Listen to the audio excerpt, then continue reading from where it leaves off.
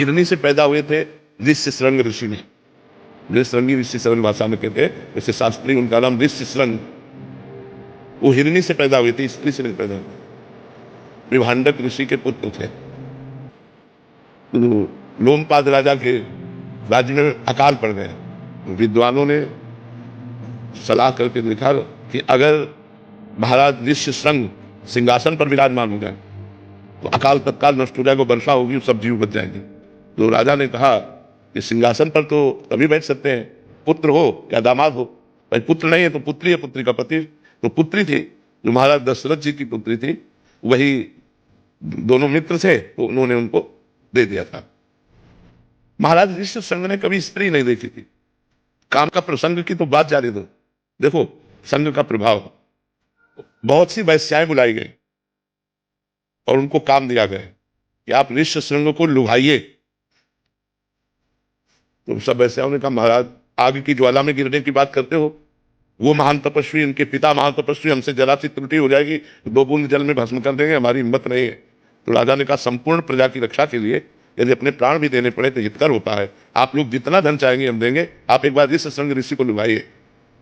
तो 1 योजन की नाव बनाई गई, 1 योजन 4 कोस, और उस नाव में कृत्रिम पर्णकुटी, कृत्रिम पौधे, ये सब ऐसे लगाए गए।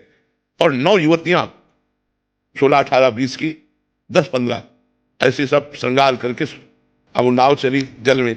और जहां महाराज का आश्रम था वहां नाव किनारे लगी। उनमें से सबसे प्रवीण 9 युवती अंगूर का रस, ये सब विविध प्रकार के पदार्थ लेकर के पहुंची। और तब पहुंची जब बताया गुप्तचर ने कि विभांडक ऋषि कंदमूल फल लेने के लिए आश्रम से निकल चुके।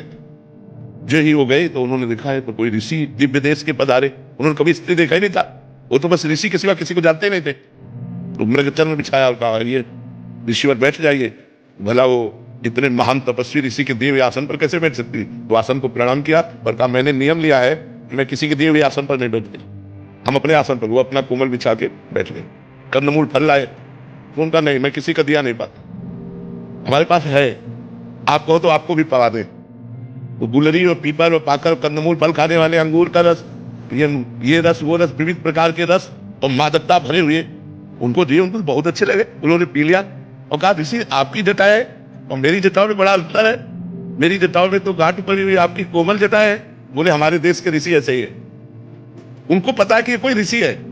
अब उनको मादक वस्तु पिलाई, अब वो भूमि पूरी घूमने लगी, बस ये खवा के पिला के और तुरंत वहां से के हमारे नियम का समय हो रहा है साधना का, मैं जा रही हूँ। और वो चले।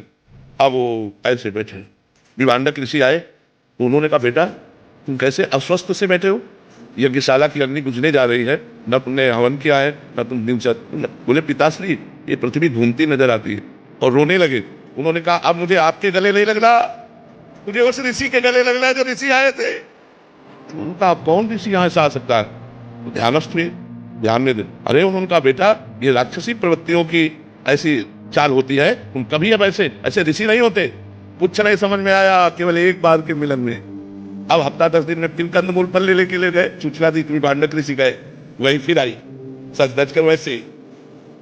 अब तो लिपट गए ऋष्यशृंग और कहा ऋषि मुझे अपने आश्रम में ले चलो, मुझे नहीं रहना इस आश्रम पे और नहीं रहना अपने पिता के साथ, मुझे अपने। तो बोले हमारे आश्रम में तो हमारे जैसे ही ऋषि होंगे। बोले बस आप जैसे ऋषियों के बीच में ही रहना है। महाभारत में पूरा भगवान श्री कृष्ण द्वैपायन व्यास देव जी ने लिखा है। अब वो ले गए तो नाव 4 कोस की, 1 योजन को मतलब 4 कोस की नाव थी, और उसी में पूरा पर्णकुटी और सब। महाराज जो मृगी से पैदा हुए थे वो शादी किए और महाराज सिंहासन पर विराजमान किए। तो हम लोग तो माता से पैदा है,